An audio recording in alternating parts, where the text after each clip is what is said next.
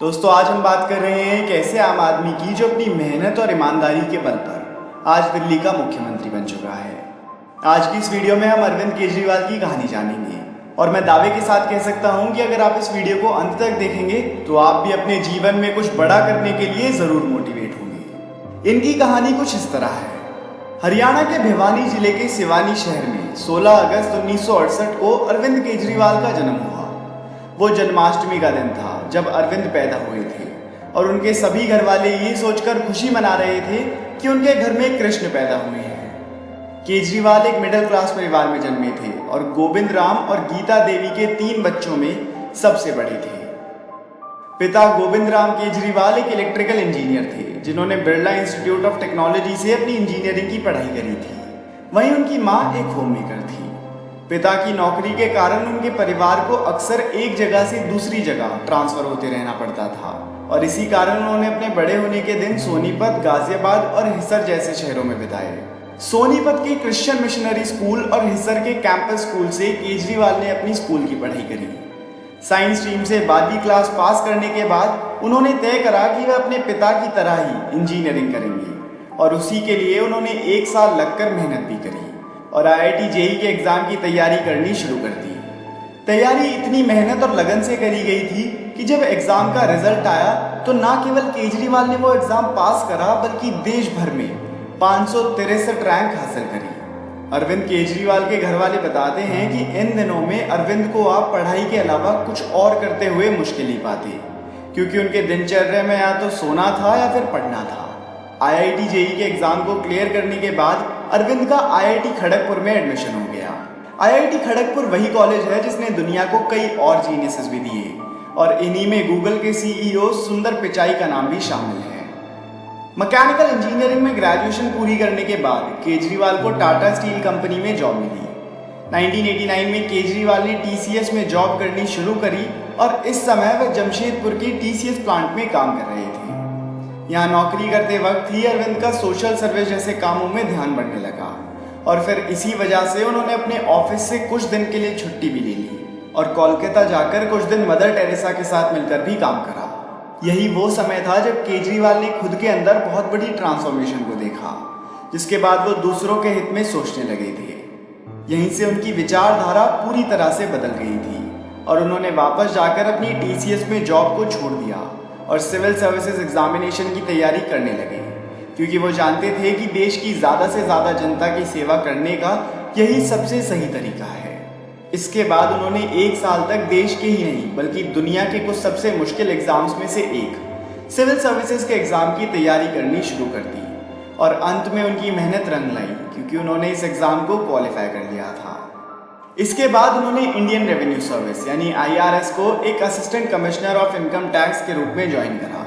यहाँ जॉब करनी शुरू करी तो उन्हें सिस्टम की सच्चाई के बारे में पता चलने लगा कि भ्रष्टाचार किस तरह से सिस्टम की जड़ों को जकड़ा हुआ है। कुछ सालों तक यहाँ काम करने के बाद अरविंद केजरीवाल ने अपने दोस्त मनीष सिसोदिया और कुछ और दोस्तों के साथ मिलकर एक मूवमेंट की शुरुआत करी, जिसको नाम दिया गया परिवर्तन के जरिए वो दिल्ली के कुछ इलाकों में रह रही आम जनता की जो सरकार से जुड़ी हुई समस्याएं थी उनका समाधान निकाल रहे थे, जैसे कि पब्लिक डिस्ट्रीब्यूशन, इनकम टैक्स और इलेक्ट्रिसिटी। जब उनका इन कामों में ज़्यादा ध्यान लगने लगा तो उन्होंने वर्ष 2000 में अपने ऑफिस से 2 साल की लीव ले ली। इन 2 वर्षों में केजरीवाल और मनीष सिसोदिया ने मिलकर दिल्ली की जनता के लिए बहुत काम करा। 2 वर्षों की लीव के बाद वो वापस अपनी जॉब पर आए, पर सोशल वर्क के चलते बिजी रहने के कारण उन्होंने 2006 में इनकम टैक्स डिपार्टमेंट में जॉइंट कमिश्नर की पोस्ट से रिजाइन कर दिया और पूरी तरह से परिवर्तन और एक NGO कबीर के लिए काम करना शुरू कर दिया। सिस्टम की अच्छी खासी नॉलेज होने के कारण अब केजरीवाल जान गए थे कि कहाँ किस तरह से काम कराया जा सकता है। उन्होंने राइट टू इंफॉर्मेशन एक्ट का इस्तेमाल करके बिना किसी को रिश्वत दिए लोगों के काम कराए। इसी तरह से लोगों को इंसाफ दिलाते हुए और सिस्टम के खिलाफ लड़ते हुए वह आगे बढ़ते रहे और फिर आया वर्ष 2011। यह वो समय था जब कांग्रेस के दूसरे टर्म में एक के बाद एक नए घोटालों का खुलासा हो रहा था। 2011 में केजरीवाल अन्ना हजारे और किरण बेदी जैसे एक्टिविस्ट के साथ मिलकर इंडिया अगेंस्ट करप्शन ग्रुप को सामने लाए। जन लोकपाल बिल को लाने की इस हड़ताल ने देश भर में एक लहर को जन्म दिया, जिसमें हर रोज हजारों लोग जुड़ते गए। इसी मूवमेंट से केजरीवाल नेशनल मीडिया और देश की जनता के सामने आए थे। इस समय पर आकर कई लोगों ने केजरीवाल को कहा कि बाहर रहकर सरकार की बुराई करनी आसान है, अगर दम है तो राजनीति में आओ और जो गलत लगता है उसे सही करो। ऐसी बातें सुनने के बाद ही अरविंद केजरीवाल ने तय करा कि अब वो राजनीति में आकर ही सिस्टम को ठीक करेंगे।